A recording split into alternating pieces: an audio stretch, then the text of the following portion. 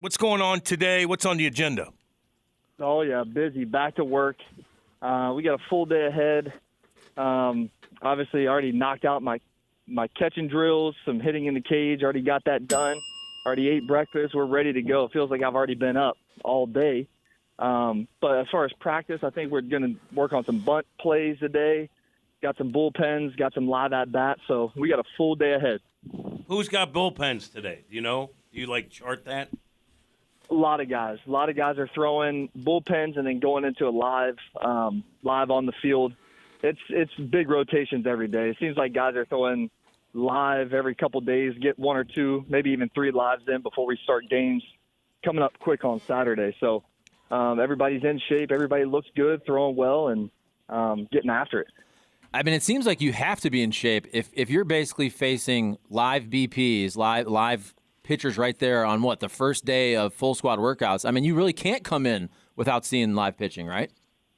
Absolutely. I mean, the way the game's changed, but even just since this is my seventh spring training now, and it's progressively gotten quicker and quicker to where you need to show up ready, pretty much game ready, like mid-season form. Like you got to be ready to go, ready to hit live, ready to throw live, ready to catch live, and it's just getting quicker and quicker every year.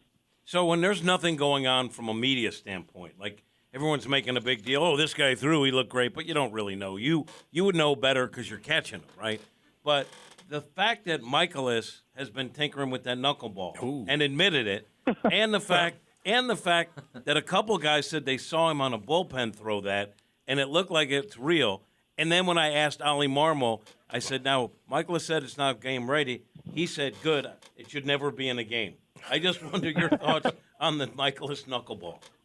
I mean, it is a good knuckleball, but I think he has about 5 or 6 other pitches that play a little bit better than his knuckleball, considering I was actually catching for his one knuckleball he threw last year at the end of the season, and he gave up a hit on it. So he doesn't have great batted ball statistics against the knuckleball. 1-for-1 is not really cutting it. So I think we'll stick with all of his other pitches.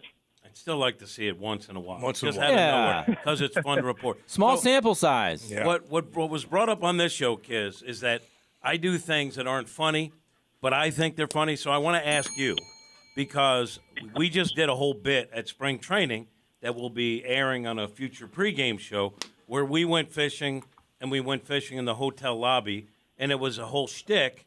I thought it was funny. You're the guy that was part of it. Were you just being polite and not telling me, Jim, this isn't funny either? What were your thoughts on our bit? Hey, I loved it. I had fun doing it. That's the main thing. We have fun doing it.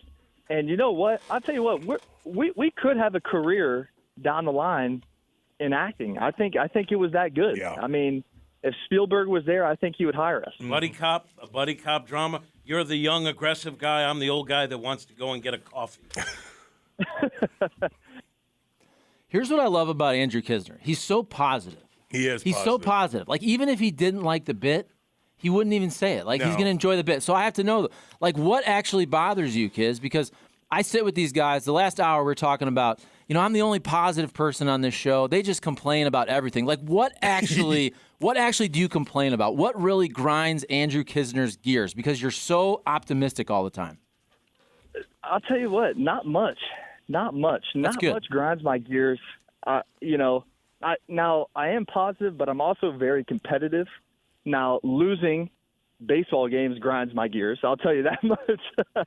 Or not playing as well as, I think I should. Having a bad game, that will grind my gears. But, I think playing baseball my whole life, it's such a negative game where you're constantly getting judged, you're constantly battling failure, that I try to be, when I'm away from the field, even when I'm at the field, I try to be as positive as I can be, because I know there's, rougher waters ahead eventually. There's going to be slumps. There's going to be losing streaks. So if you could try to maintain a positive, consistent attitude, I just think it helps you down the line. Just so you know, Charlie is a negative person masquerading as a positive person. Yeah, he is. That's why he has a positive guy like you. What are you negative about? Kiz knows me. He wants to switch it to negative. Here's my question. We've asked you this before, but when I was there, Dakota Hudson told me he's listened to the show a little bit because you're on it. I'm just wondering, do more of your teammates know that you are now a bona fide superstar, radio professional superstar? That I'm a high-paid radio personality? Yes. I don't know how many guys know that. I think some guys do. I think the guys that were down here this offseason knew, because I'd have to take timeouts between my bullpens and get on the show and discuss the pitching and then jump back in to catch. So I think the guys down here definitely know. I think you brought up a great point, though. I think, and maybe other sports are similar. I'm thinking baseball and golf.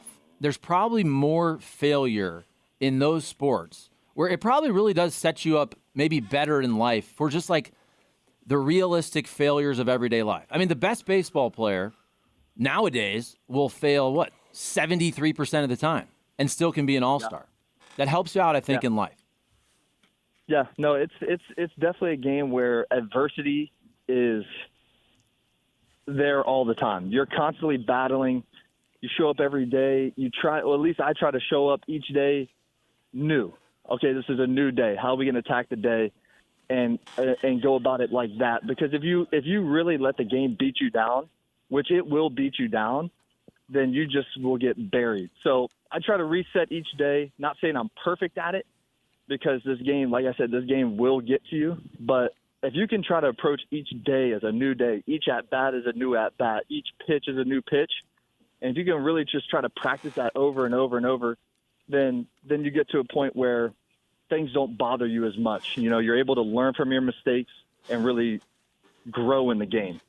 That's a great philosophy. Yeah. Stay gold, pony boy, and don't let Charlie bring it to the negative side. Before I go, look, if we got you Hot Take Central gear, would you wear it around? Absolutely. Yeah, we got to get there it. it is. We got to get there Cam, it is. I'll make that happen. I'll hook you up, Kiz.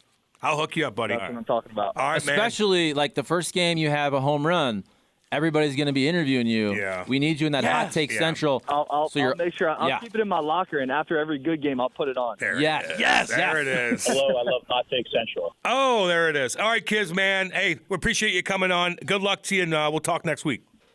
Thanks. See you guys. All right, See you, buddy. Andrew Knizner, What a guy. there. Coolest guy. See, he's the coolest guy going. Positivity. Now, the text line, he can't hit. Yes, he hit 200 last year. His teammates, I'm telling you, love him because that's what he's talking about, that attitude. That's really who he is. That's not just stuff for the radio. And he does bust his butt. You know, like he knows That's why the guys everything. like him, and man. The pitchers go to him sometimes trying to get, background and stuff like he really does. Do you think we're way more negative than you? First of all, Do you really think that?